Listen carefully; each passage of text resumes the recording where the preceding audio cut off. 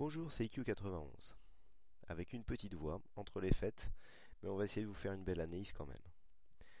Voici donc l'analyse du CAC 40 pour la journée du lundi 27 décembre 2010 pour le site boursicoté.com.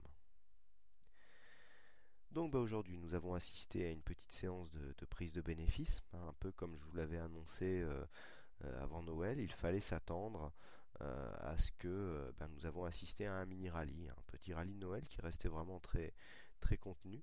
Et puis on vient redescendre aujourd'hui. Beaucoup de valeurs ont chuté. Alors la faute à la banque chinoise qui a relevé ses taux pour essayer d'enrayer un petit peu l'inflation galopante sur certains produits, notamment pour la Chine, notamment sur certains produits alimentaires. Et puis redoublé par une décision, encore une fois, de Pékin de limiter les immatriculations de certains véhicules. Donc ce sont surtout les bancaires et les automobiles qui ont essuyé les conséquences de ces décisions. Donc ça nous donne une petite séance de baisse, bien rouge. Ici on est venu ouvrir quasiment sur la résistance à 3893,11. Nous avons marqué un plus haut à 3901,92, un plus bas à 3836,05 pour finalement revenir en clôture à 3862,19 points. Nous perdons presque 1%, 0,98% de perte, 38 points perdus par rapport au cours de clôture de vendredi. Donc voilà, techniquement, vous voyez, ce qu'il est intéressant de constater, c'est que nous avions ici une zone de support qui s'est transformée en résistance, puisque nous sommes venus ici ouvrir juste en dessous.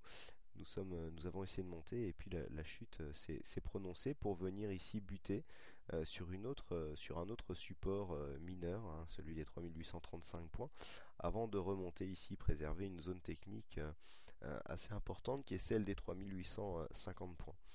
Alors, techniquement, bon, des prises de profit qui ont été amorcées par certaines décisions, notamment qui nous viennent du côté de la Chine.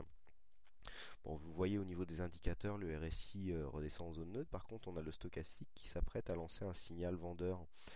Donc, le stochastique vient de sortir de sa ligne de sa zone de surachat, il ne faudrait plus qu'il soit accompagné de sa ligne de signal pour que le signal soit valide.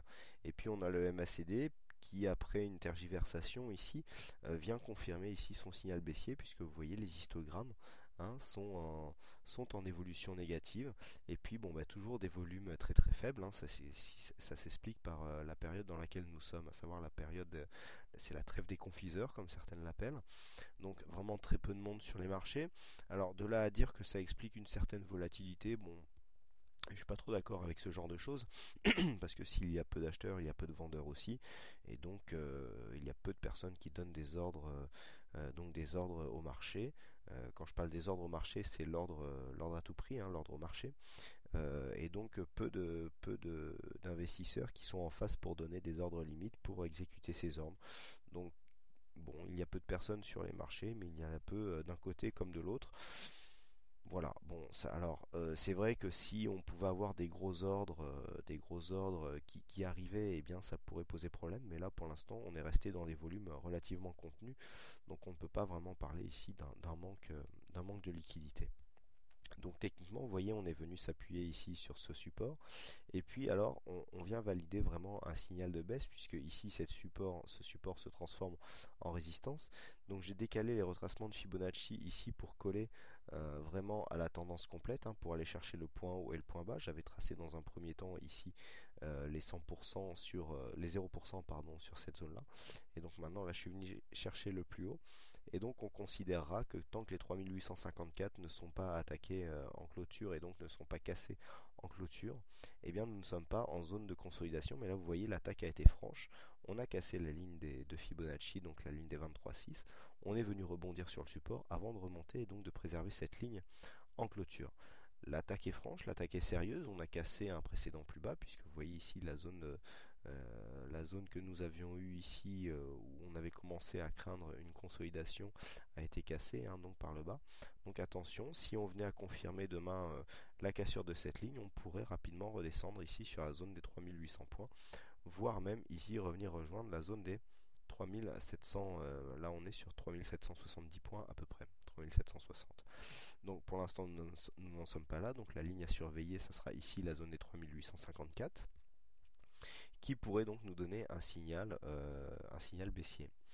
Euh, Au niveau des signaux, bah justement, on a eu un signal de baisse suite à la cassure des 3880 points, hein, puisque je vous rappelle, à l'ouverture ici ayant eu lieu à 3893, nous avons cassé les 3880 points à la baisse, les 3855 points qui correspondent au stop financier pour ceux qui pratiquent cette stratégie ont été atteints rapidement.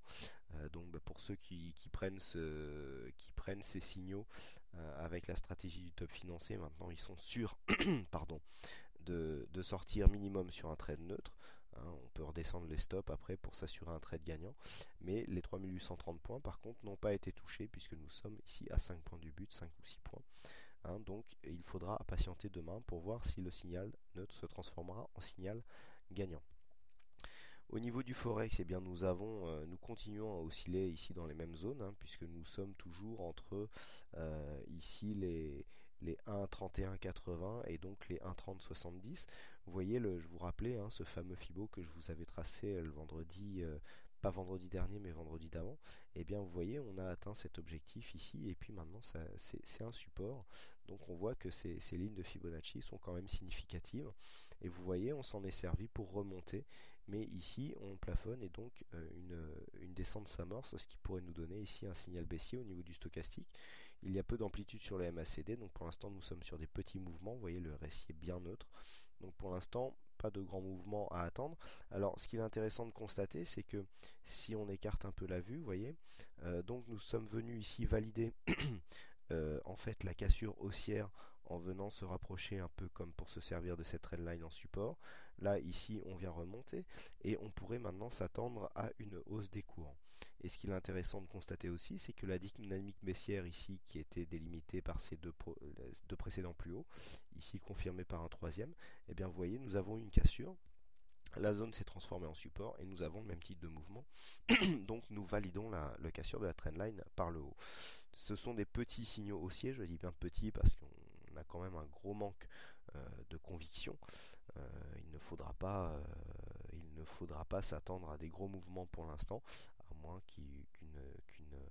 qu'un événement géopolitique majeur ou une grosse décision macroéconomique ou des chiffres, bon, on n'en attend pas beaucoup, mais on va en avoir un petit peu demain, change tout ça.